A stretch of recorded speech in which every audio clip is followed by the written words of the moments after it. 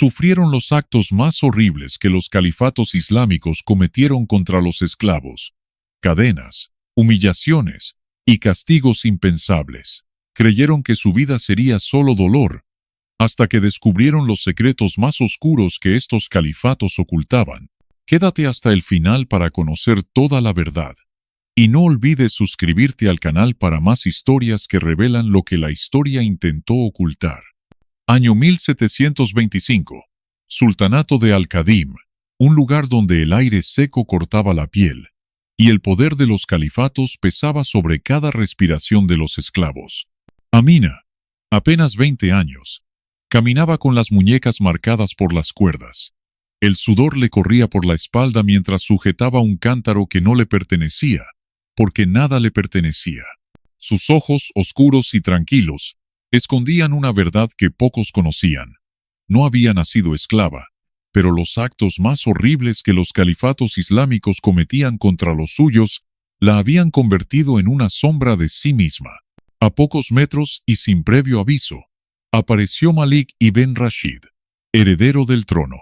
Sus pasos eran firmes, su túnica impecable, y su mirada tenía la costumbre de ignorar a los que no importaban. Pero ese día, al cruzarse con Amina, se detuvo. No fue por su belleza, sino por la forma en que ella no bajó la cabeza. Un gesto tan pequeño y tan peligroso. ¿Quién te ha dado permiso para mirarme así?, susurró él, sin rabia, más con curiosidad que con amenaza. Amina no respondió, porque sabía que las palabras podían ser más mortales que las cadenas. En una terraza superior, la sultana Zahira observaba en silencio. Sus dedos se cerraron sobre el brazo del sirviente que la acompañaba, y en un tono bajo, casi como quien lanza un veneno, dijo: «Esa mujer no debe quedarse aquí». No era celos lo que la guiaba, sino el recuerdo de otras esclavas que, con un solo gesto, habían alterado el equilibrio del palacio, y cuando el equilibrio se rompía, siempre corría sangre. Amina siguió su camino, pero podía sentir en su nuca el peso de dos miradas opuestas, la del heredero, que parecía querer saber más, y la de la sultana, que ya había decidido su destino.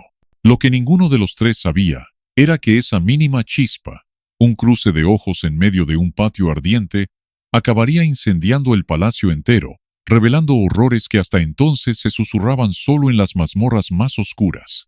Esa noche, un mensajero partiría con una orden que marcaría el inicio de una guerra silenciosa dentro de las murallas de Al-Qadim. La noche había caído sobre el sultanato de Al-Qadim con una lentitud densa, como si el calor del día se resistiera a morir. Las lámparas de aceite proyectaban sombras largas en los pasillos del palacio, y el murmullo de las fuentes se mezclaba con el olor a especias que ascendía desde las cocinas. En la sala privada de la sultana Zahira, el aire olía a incienso y a conspiración. Ella estaba sentada en un diván cubierto de seda carmesí, vestida con un velo negro que dejaba apenas ver sus ojos, tan afilados como dagas. Frente a ella, de pie y con las manos entrelazadas, se encontraba un hombre alto y seco, con una cicatriz cruzándole el rostro. Era Harún, su consejero y ejecutor de confianza. «La esclava del patio norte», dijo Zahira sin necesidad de pronunciar su nombre, porque Harún ya sabía de quién hablaba. «Quiero que desaparezca de la vista del príncipe, antes de que él mismo entienda por qué la mira». Harún inclinó la cabeza, pero no sin preguntar: «¿Desea que sea definitivo?». La sultana lo miró en silencio durante unos segundos que parecieron eternos. Luego, con un gesto mínimo de su mano, dejó caer una pulsera de oro sobre la mesa baja. «El pago por la tarea». «No aún. Primero, quiero que aprenda lo que significa desafiar el orden del palacio».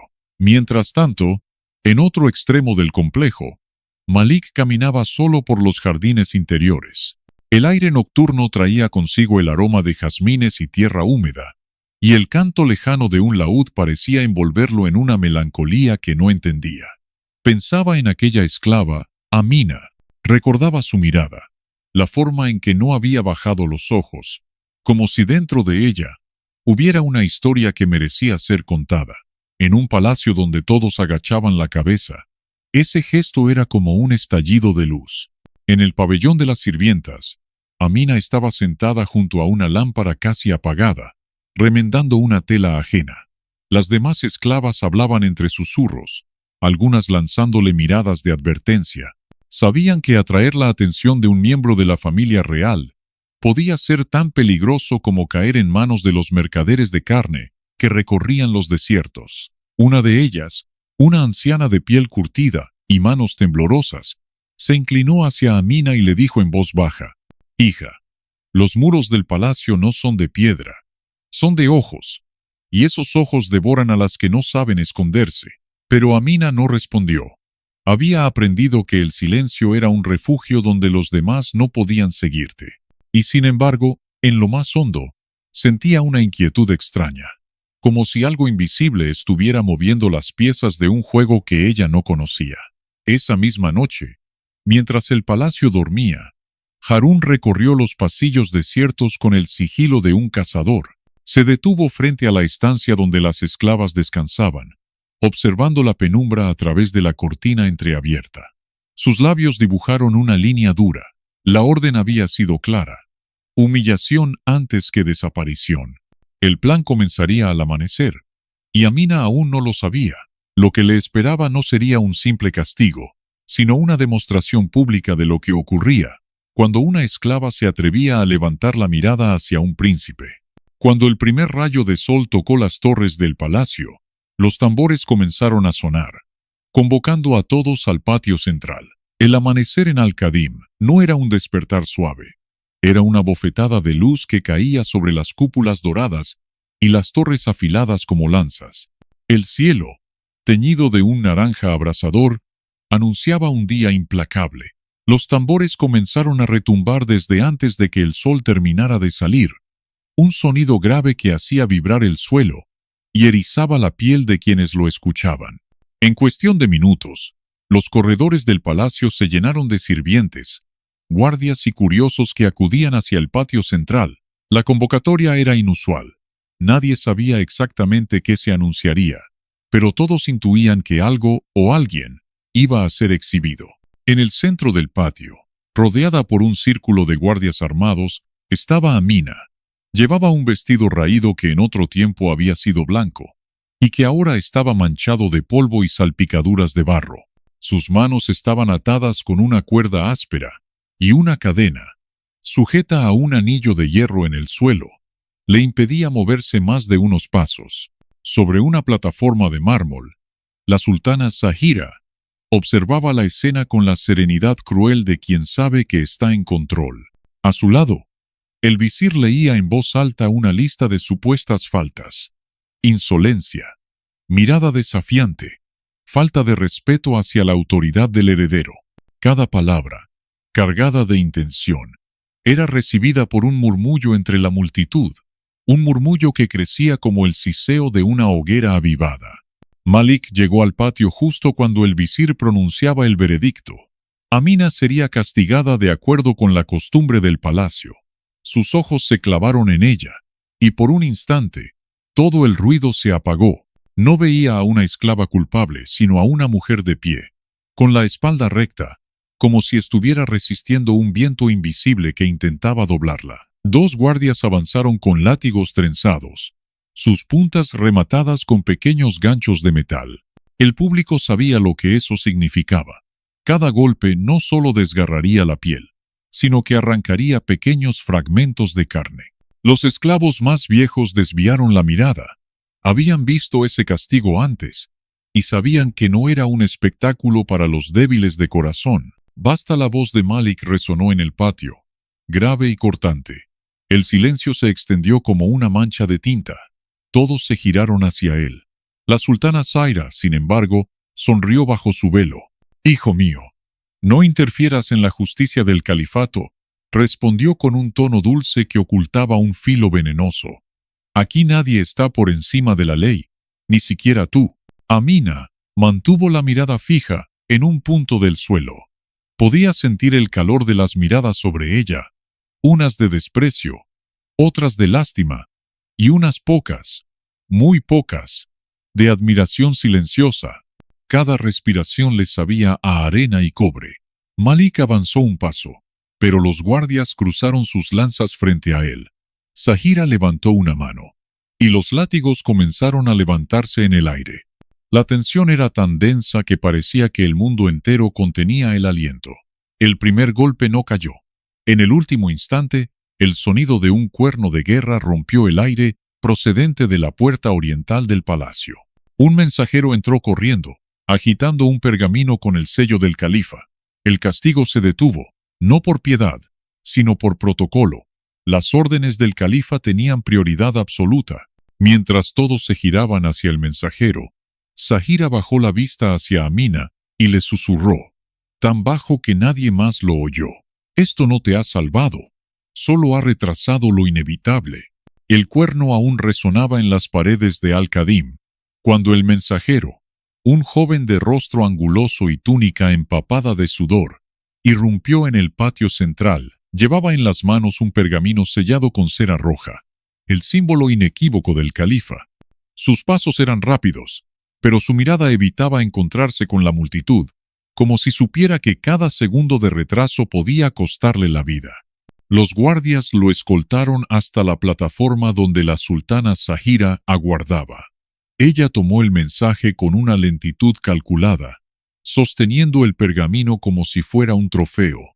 Con un solo gesto de su dedo, hizo callar a los murmullos que comenzaban a agitarse entre la multitud. Rompió el sello y desplegó la hoja, sus ojos recorriendo las líneas con una expresión que pasó del interés frío a una ligera contracción en las comisuras de su boca. El califa convoca a todo el Consejo Real al Salón de los Mosaicos. Antes del mediodía, anunció, su voz proyectándose con autoridad, prevedenco. Asuntos de Estado que no admiten demora, la orden era clara. El castigo debía posponerse. El protocolo dictaba que ningún acto en el palacio podía continuar mientras el consejo estuviera reunido. Los guardias, a regañadientes, recogieron los látigos y soltaron la cadena que mantenía a Amina atada al anillo del suelo. No la liberaron, pero el simple hecho de retirarla del centro de aquel círculo de ojos fue como un breve respiro antes de que la marea volviera a arrastrarla.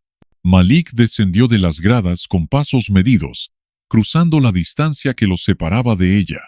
No la tocó, pero se inclinó lo suficiente para que sus palabras llegaran solo a sus oídos. No sé quién eres, pero no voy a dejar que terminen contigo así. Amina no levantó la vista. Su instinto le gritaba que cualquier gesto, cualquier palabra, podía usarse en su contra. Sin embargo, algo en el tono de Malik, en esa mezcla de firmeza y vulnerabilidad, se clavó en un rincón de su memoria como una espina.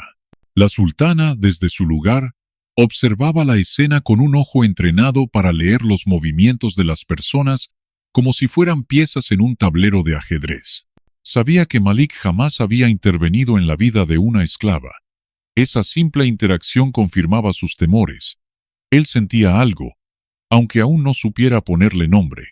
Y eso, en un palacio donde las alianzas eran tan frágiles como las copas de cristal, era un peligro que no podía permitir. Harún susurró, sin apartar la vista de ellos, cuando la reunión termine, quiero que la traslades a las cocinas subterráneas, que sienta el peso del trabajo hasta que su cuerpo y su espíritu se rompan. Y si no se rompen, entonces lo harán por la fuerza. En el Salón de los Mosaicos, el Consejo Real se reuniría para tratar lo que el califa había llamado asuntos de Estado. Pero para Amina, el verdadero consejo, el que decidiría su destino, no se celebraba en una sala, sino en las sombras, en las miradas que se cruzaban a su alrededor. Cuando los guardias comenzaron a escoltarla fuera del patio, Malik los siguió, ignorando las miradas de desaprobación de los cortesanos. Sabía que no podía desafiar abiertamente a la sultana ni al califa, pero también sabía que aquel día había sido testigo de algo que no podía dejar pasar. Una injusticia que de alguna forma sentía que le pertenecía combatir. En los corredores oscuros que llevaban a los pisos inferiores, Amina sintió cómo el aire se volvía más húmedo y el ruido del palacio se desvanecía. El silencio no era alivio, era advertencia. El descenso hacia las cocinas subterráneas del sultanato de Al-Qadim Era como bajar a otro mundo. La luz del día se desvanecía tras los arcos de piedra, y con cada peldaño, el aire se volvía más pesado, saturado del olor a grasa rancia, especias viejas y sudor humano. Allí, el lujo del palacio no existía. Las paredes rezumaban humedad, las lámparas de aceite proyectaban sombras deformes, y el suelo estaba manchado por décadas de restos que nunca se limpiaban por completo. Amina fue conducida por un guardia hasta un espacio abierto donde docenas de esclavos trabajaban sin descanso. Algunos molían grano en piedras circulares hasta que sus manos se agrietaban y sangraban. Otros, arrodillados junto a los hornos, soportaban el calor abrasador que les chamuscaba la piel. El sonido era ensordecedor. El golpeteo constante de cuchillos sobre tablas, el chirrido de los carros de madera, los gritos de los supervisores que no permitían que nadie aflojara el ritmo ni por un segundo. El capataz de la cocina, un hombre corpulento con un parche en el ojo llamado Kadir, la recibió con una mirada que ya la despojaba de cualquier vestigio de dignidad. Aquí no hay princesas, ni siquiera para las que atrapan la atención de los nobles, dijo, sin molestarse en bajar la voz. Aquí solo hay manos, y si las tuyas no sirven, te las haré servir. Le entregaron un cuchillo mellado y un bloque de carne dura como piedra. Su tarea, cortar y cortar, hasta que los músculos ardieran y las uñas se quebraran. Era un castigo disfrazado de trabajo, pero todos sabían que el objetivo era otro: quebrar el cuerpo para que el espíritu se rindiera. Mientras tanto, en los pisos superiores, Malik fingía participar en la reunión del consejo. Las voces de los ministros y la sultana resonaban en el salón de los mosaicos, hablando de impuestos, rutas comerciales y tratados de paz, pero su mente estaba en otro lugar. Se preguntaba qué estaría ocurriendo con la esclava que había visto esa mañana, y por qué sentía la necesidad de intervenir. No era compasión, no del todo. Había en ella algo que le recordaba a sí mismo, a esa sensación de vivir dentro de una jaula dorada. En las cocinas, el tiempo se medía por el sonido de las órdenes y el rugido de los hornos. Amina sentía cómo sus manos, endurecidas por el trabajo forzado en otros lugares, comenzaban a ceder bajo el esfuerzo repetitivo. El cuchillo resbalaba una y otra vez, y cada error provocaba una mirada gélida de Kadir, que se deleitaba en su torpeza forzada. Al caer la noche, cuando el resto de las esclavas podían al menos tumbarse en sus esterillas de paja, Amina fue obligada a quedarse sola, limpiando el suelo con un trapo áspero empapado en vinagre. El ardor en las heridas abiertas de sus manos la obligaba a apretar los dientes para no soltar un gemido, y en ese silencio roto solo por el eco de su respiración, escuchó un susurro detrás de una columna. Mañana, en el pasillo norte, cuando cambien la guardia, era la voz grave y controlada de Malik. No mires atrás. Amina se quedó inmóvil, con el corazón golpeando como un tambor. No sabía si aquello era una promesa, una orden o una trampa, pero sabía que cualquier decisión tendría un precio. En el piso superior, la sultana Zahira recibía de Kadir un informe detallado de cómo había pasado el día Amina. Cada línea era un pequeño triunfo para ella, pero aún no era suficiente. Mañana, pensó, mañana el palacio entero verá lo que ocurre con los que desafían su lugar. El amanecer llegó sin piedad. En las cocinas subterráneas, el ruido de los cuchillos y las órdenes del capataz Kadir retomaron su habitual cadencia, como si la noche no hubiera existido. Amina trabajaba con la cabeza baja, cortando raíces duras y verduras marchitas, pero en su mente contaba los minutos. Cada latido era un paso más hacia el momento que Malik le había indicado. Cuando el sol alcanzó su punto más alto, el calor dentro de las cocinas se volvió insoportable. El aire denso estaba cargado de vapor y olor a grasa quemada. Los hornos rugían como bestias, y el sudor corría libre por las sienes y la espalda de los esclavos. Amina esperaba la señal invisible que solo ella conocía: el cambio de guardia en el pasillo norte. Finalmente, Kadir le ordenó llevar un saco de harina al almacén. Aquello le daba la excusa perfecta. Sujetando el pesado saco contra el pecho, salió de la cocina y subió por un corredor estrecho que conducía hacia los pasillos superiores. El sonido de las cocinas se fue apagando y fue sustituido por el eco seco de sus pasos sobre el mármol. El pasillo norte estaba casi vacío. Solo quedaban 2 guardias, conversando distraídos junto a una puerta, mientras otros 2 se alejaban para relevarlos. El momento era breve, un suspiro dentro de la rutina del palacio. Desde la penumbra de un arco, Malik emergió. Vestía una túnica sencilla para no llamar la atención, pero sus movimientos seguían teniendo el porte de un príncipe. «Dámelo», susurró, tomando el saco de harina para que ella no lo soltara al suelo. «Escúchame bien, Amina. No puedo liberarte todavía, pero puedo protegerte si confías en mí». Ella lo miró por primera vez sin miedo, con un brillo en los ojos que no era sumisión ni gratitud, sino una chispa de desafío. «En este lugar, proteger es solo otra palabra para encadenar», respondió en voz baja, con un acento que él reconoció vagamente como del sur del desierto. Malik guardó silencio unos segundos. Sus ojos buscaban en ella una explicación, una historia, pero el sonido de pasos acercándose interrumpió cualquier intento de conversación. Sin pensarlo, él se apartó hacia una columna y fingió revisar un pergamino, mientras Amina continuaba su camino hacia el almacén. Lo que ninguno de los 2 sabía era que, en la sombra de una celosía alta, un par de ojos habían presenciado la escena. Eran de Harún, el hombre de confianza de la sultana Zahira. Él no necesitaba escuchar las palabras para entender lo que había visto. Un intercambio prohibido.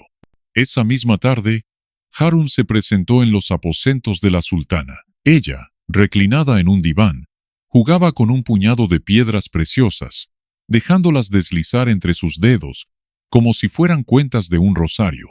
Harún no esperó invitación. Se encontraron hoy, a solas, en el pasillo norte.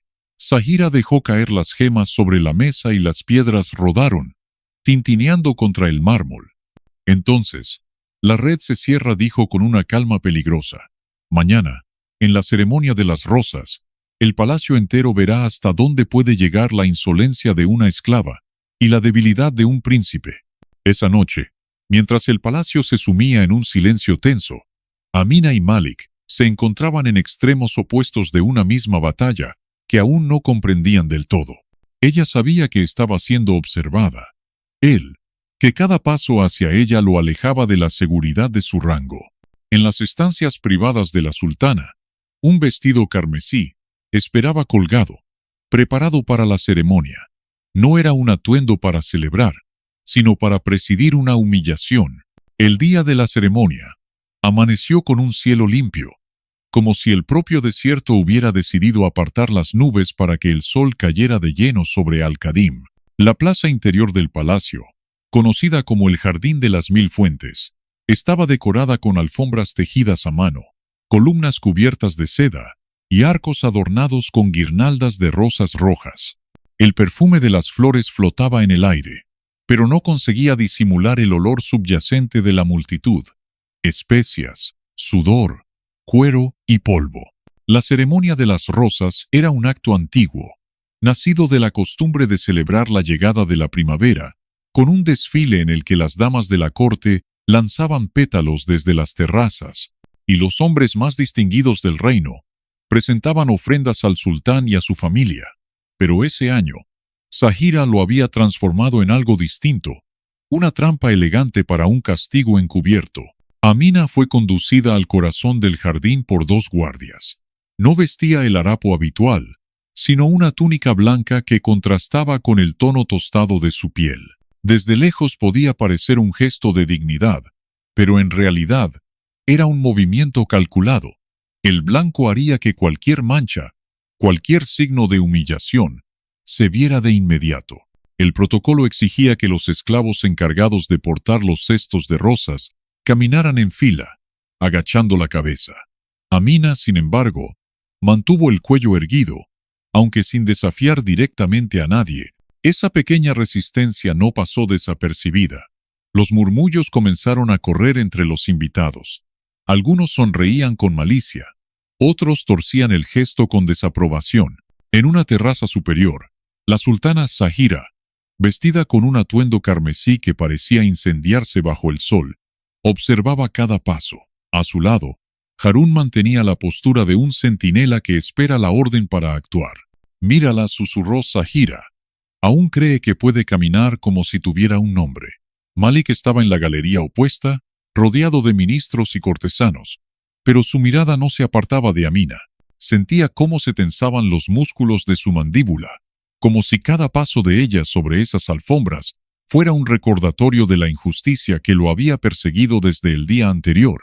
El momento clave llegó cuando Amina debía acercarse a la fuente central y verter sobre sus aguas el primer cesto de pétalos, gesto que inauguraba oficialmente la ceremonia. Siguiendo el plan de la sultana, uno de los escalones había sido previamente humedecido con aceite invisible a simple vista. El objetivo era claro: provocar una caída aparatosa, romper el ritmo solemne y convertirla en objeto de burla. Amina avanzó, sintiendo el peso de todas las miradas. El sol golpeaba su frente, el murmullo de la fuente llenaba sus oídos, y justo cuando puso el pie sobre el escalón aceitado, sintió cómo su equilibrio cedía. El cesto se inclinó, los pétalos se volaron antes de tiempo, y un suspiro colectivo recorrió el jardín. Pero antes de que su cuerpo tocara el suelo, una mano firme la sostuvo por el brazo. Era Malik. Había atravesado la multitud sin importarle el protocolo, y ahora la sostenía, erguida, frente a todos. Sus ojos se encontraron por un instante, los de ella, oscuros y sorprendidos, los de él, decididos y llenos de una rabia que no intentaba ocultar. El silencio en el jardín era espeso, incómodo. La sultana Zahira, desde lo alto, mantuvo la sonrisa, pero sus dedos apretaron con fuerza el borde de su velo. Aquella escena, que debía haber sido la humillación definitiva, se había transformado en un momento cargado de significado. Los murmullos cambiaron de tono. Ya no eran solo burlas, sino susurros de asombro y especulación. Malik no soltó a Amina hasta que estuvo segura sobre el escalón. Luego tomó el cesto de sus manos, y sin apartar la vista de la sultana, vertió él mismo los pétalos en la fuente. El agua se tiñó de rojo, y aunque el gesto seguía la tradición, el mensaje era claro. Ese día, la voluntad de la sultana había sido desafiada en público. Cuando el acto concluyó, Zahira se retiró sin mirar atrás. Harún la siguió, sabiendo que el próximo movimiento no sería un espectáculo, sino algo mucho más letal.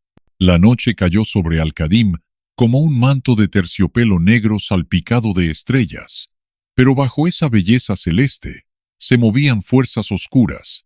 En los pasillos del ala oriental, donde el mármol se enfriaba y el aire era más denso, la sultana Zahira se encontraba sentada en su salón privado, iluminada únicamente por la luz temblorosa de una lámpara de aceite.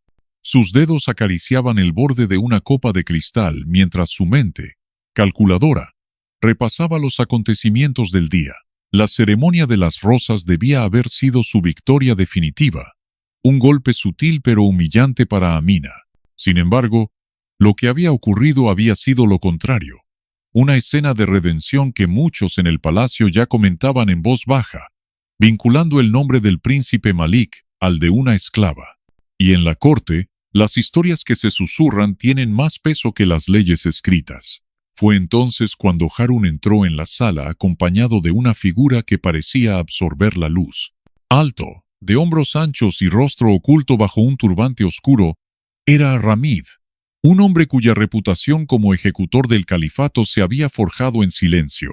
No hablaba más de lo necesario, y cuando lo hacía, su voz era como grava arrastrada por el viento. «Quiero que no quede rastro», dijo Zahira sin preámbulos, girando lentamente la copa entre sus manos, «que desaparezca como si nunca hubiera existido». Ramid asintió, sin necesidad de más explicaciones. Para él, una vida era solo una tarea más, un peso que se eliminaba del tablero. «¿Cómo la quiere?», preguntó, con una calma inquietante. «Rápido, pero con mensaje. Que los que la encuentren entiendan que su historia terminó donde empezó, en las sombras». Mientras tanto, en otra parte del palacio, Malik recorría los jardines internos, incapaz de concentrarse. El sonido de las fuentes, que en otras noches le había resultado apacible, ahora era un recordatorio constante de lo que había ocurrido ese día. No se engañaba. Sabía que su intervención había encendido una chispa peligrosa. Zahira no olvidaba ni perdonaba, y Amina era ahora un objetivo marcado. Amina, por su parte, había sido devuelta a las cocinas subterráneas, pero aquella noche no le habían permitido dormir con las demás esclavas. Kadir la había enviado a limpiar el antiguo almacén de carbón, un cuarto sin ventanas, donde el polvo negro se pegaba a la piel y quemaba los pulmones con cada respiración. Trabajaba en silencio, escuchando únicamente el eco de sus propios movimientos, ajena al hecho de que en algún punto del palacio, un hombre caminaba hacia ella con una misión mortal. Ramid se movía por los pasillos como una sombra líquida, evitando a los guardias y utilizando rutas que solo los sirvientes más antiguos conocían. Sabía que el almacén de carbón estaba apartado y que su aislamiento lo hacía perfecto para un trabajo limpio. En ese momento, Malik, guiado por una intuición que no podía explicar, decidió que debía verla. No tenía un plan claro, solo la certeza de que algo estaba a punto de ocurrir. Tomó un farol y descendió por un corredor lateral que conectaba con las salas de servicio. En el almacén, Amina sintió una corriente de aire frío que no correspondía al calor sofocante de la estancia. Se giró hacia la puerta y por un instante creyó ver un destello metálico entre las sombras. Ramid ya estaba dentro. En el instante en que la hoja de su cuchillo reflejó la luz tenue, un ruido de pasos apresurados se acercó desde el pasillo y la puerta se abrió de golpe. El almacén de carbón era un lugar donde el aire se volvía denso y áspero, cargado con un polvo negro que se pegaba a la piel y se infiltraba en los pulmones como un veneno invisible. La única luz provenía de una lámpara de aceite colocada en un rincón, cuyo brillo apenas lograba arrancar figuras a la oscuridad. Amina, agachada junto a un montón de sacos rasgados, sintió que su corazón comenzaba a latir de forma irregular. No era miedo todavía, era esa sensación instintiva que avisa de que algo está fuera de lugar. Ramid estaba a pocos pasos, avanzando con la precisión silenciosa de un depredador. Cada movimiento suyo era medido, y el filo de su daga reflejaba destellos que parecían flotar en el aire antes de desaparecer en la penumbra. La hoja, curva y afilada, estaba diseñada no solo para matar, sino para cortar de forma certera, rápida, sin margen para gritos. Amina no tuvo tiempo de pensar. Retrocedió un paso, pero su pie tropezó con un trozo de madera, y el leve crujido fue suficiente para que Ramid acelerara su avance. Sus manos, endurecidas por años de trabajo forzado, se cerraron instintivamente en torno al mango de un pequeño cuchillo de cocina que llevaba escondido entre la tela de su túnica. No era un arma para enfrentarse a él, pero era lo único que tenía. En ese instante, la puerta se abrió de golpe, y un haz de luz más fuerte inundó el almacén. Malik apareció con un farol en una mano, y la otra lista para empuñar la espada que colgaba de su cinturón. Sus ojos tardaron solo un segundo en captar la escena. Amina retrocediendo, el asesino avanzando, y entre ellos, un aire cargado de inminencia mortal. «Detente», ordenó Malik, su voz resonando contra las paredes estrechas. Ramid no se detuvo.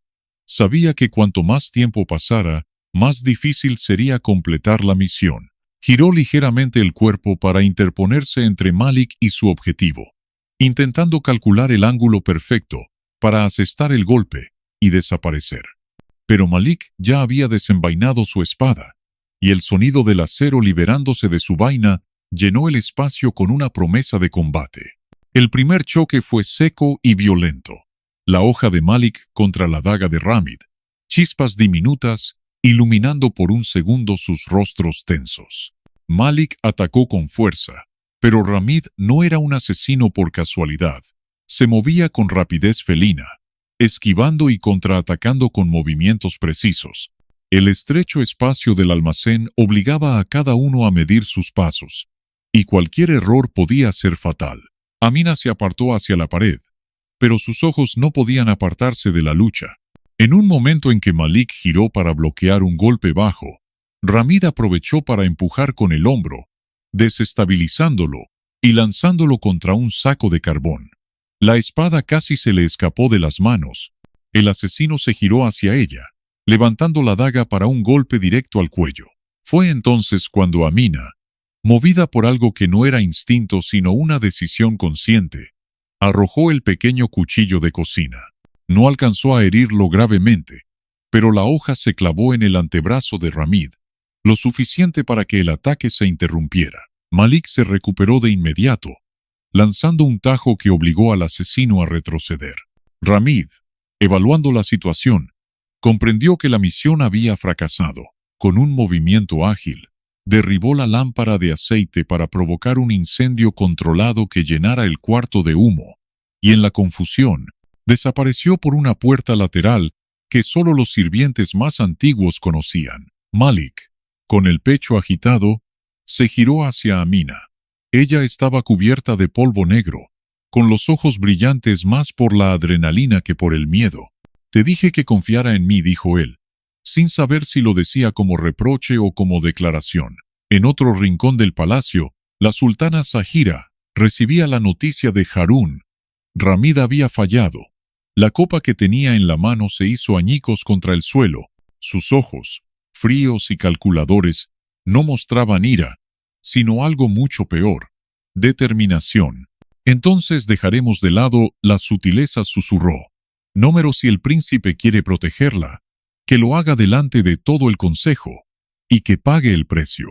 En ese momento, Malik comprendió que el peligro ya no se movía en las sombras. Ahora, estaba en pleno camino hacia la luz del día, donde todos serían testigos. El gran salón del consejo de Al-Qadim estaba diseñado para intimidar. Sus paredes estaban cubiertas de mosaicos que contaban, en colores intensos, las gestas de los califas pasados, conquistas, tratados, victorias bañadas en oro y sangre. El suelo, de mármol pulido, reflejaba la luz de decenas de lámparas de aceite que colgaban del techo abovedado, y en el centro, sobre una tarima de madera oscura, se encontraba la mesa semicircular, donde se sentaban el califa, la sultana Zahira y los ministros más poderosos del reino. Ese día, el salón estaba lleno. No solo los miembros del consejo, sino también cortesanos, comerciantes influyentes y enviados de otros reinos habían sido convocados. El murmullo era constante, un oleaje de especulación que crecía y menguaba con cada mirada lanzada hacia el príncipe Malik, que estaba de pie, solo, en el centro del recinto. Amina también estaba allí, escoltada por 2 guardias. Vestía de manera simple, con una túnica gris sin adornos, y su cabello recogido de forma que dejaba al descubierto las marcas en su cuello y muñecas. Para muchos de los presentes, ella no era más que una prueba viviente de la acusación que estaba a punto de pronunciarse. La sultana Zahira tomó la palabra con la voz de quien está acostumbrada a que cada sílaba sea escuchada. Miembros del consejo, comenzó, alzando levemente el mentón. Nos reunimos hoy no para hablar de comercio o de política exterior, sino para abordar un asunto que toca el corazón mismo de nuestra autoridad. El príncipe Malik, heredero del trono, ha intervenido en repetidas ocasiones para proteger a esta esclava, desafiando la voluntad de este consejo y poniendo en entredicho el orden que ha mantenido la paz en el califato. Un murmullo de aprobación y desaprobación se mezcló en la sala. Zahira continuó, caminando lentamente alrededor de Malik, como un halcón evaluando a su presa. Cuando un miembro de la familia real otorga a una esclava un valor que no le corresponde, pone en riesgo la jerarquía que nos ha permitido prosperar. Y peor aún, hizo una pausa, dejando que el silencio se cargara de tensión. Cuando esa esclava se convierte en símbolo de desafío, se abre la puerta a la desobediencia y al caos. Malik no apartó la vista de ella. Lo que llamas desafío, yo lo llamo justicia, replicó con voz grave. Y si proteger a quien sufre abusos es una traición, entonces que me llamen traidor. La sala explotó en murmullos más intensos. Algunos ministros se removieron incómodos, otros sonrieron, disfrutando del espectáculo. La sultana, sin perder la compostura, se volvió hacia Amina. ¿Tienes algo que decir en tu defensa, esclava? Hasta ese momento nadie en la sala había escuchado la voz de Amina. Todos sabían que no hablaba, que su silencio era casi tan famoso como las cicatrices que llevaba. Por eso, cuando ella levantó lentamente la cabeza y clavó sus ojos en la sultana, el murmullo se apagó de golpe. Sí, dijo, con una voz clara y firme, que pareció rebotar en las paredes de mosaico. Tengo mucho que decir. Zahira la observó con una mezcla de sorpresa y cautela, pero no la interrumpió. Amina dio un paso hacia el centro del salón, sus pies descalzos resonando contra el mármol. Fui tomada de mi hogar cuando tenía 12 años. Vi cómo asesinaban a mi madre frente a mí, y a mi padre lo arrastraban encadenado hasta morir en una de las canteras del califato. Desde entonces, he visto a cientos de hombres y mujeres convertidos en herramientas, humillados y destruidos por los actos más horribles que estos muros esconden. Y lo que he vivido yo misma, hizo una pausa, como si las palabras necesitaran atravesar una barrera de años de silencio, es suficiente para condenar a cualquiera que lo haya permitido. Los presentes contenían la respiración. Malik no apartaba la vista de ella. Sabía que cada palabra que pronunciaba era una chispa que podía encender un incendio imposible de apagar. El príncipe no me protege por capricho, continuó Amina, su voz elevándose. Me protege porque ha visto lo que todos ustedes fingen no ver. Y si me matan por decirlo, que así sea. Pero recuerden esto. La verdad no muere con la voz que la pronuncia. El silencio fue tan profundo que se podía escuchar el crepitar de una de las lámparas de aceite. Zahira, por primera vez en mucho tiempo, parecía no tener la respuesta inmediata. Su mano se tensó sobre el brazo de la silla, y sus ojos, oscuros y fríos, se clavaron en Amina como dagas. En ese instante, Malik comprendió que el juego había cambiado. Ya no era él solo contra la sultana. Ahora, Amina se había convertido en una fuerza propia, y eso significaba que la guerra abierta estaba a punto de comenzar. El silencio que siguió a las palabras de Amina parecía tener peso. No era un silencio vacío, sino denso, cargado de miradas, respiraciones contenidas y pensamientos que no se atrevían a convertirse en voz. Los miembros del consejo, los cortesanos y hasta los guardias sentían que algo irreparable acababa de ocurrir. Una esclava había hablado, y no con súplica, sino con acusación. Zahira se levantó de su asiento con la lentitud de quien sabe que todos la observan. Su vestido carmesí se extendió a su alrededor como un charco de sangre, y sus ojos se clavaron en Amina con una mezcla de odio y cálculo. Tus palabras son veneno, y el veneno se extirpa antes de que mate, declaró, su voz proyectándose como un látigo. Antes de que pudiera dar la orden de arresto, Malik dio un paso adelante y se interpuso entre ella y Amina. Su mano se apoyó en la empuñadura de su espada, pero su voz no tembló. No permitiré que la toques, y si quieres llamarlo traición, llámalo así. Pero no soy el único que ha visto lo que ocurre en las sombras de este palacio. Un murmullo se elevó desde las gradas.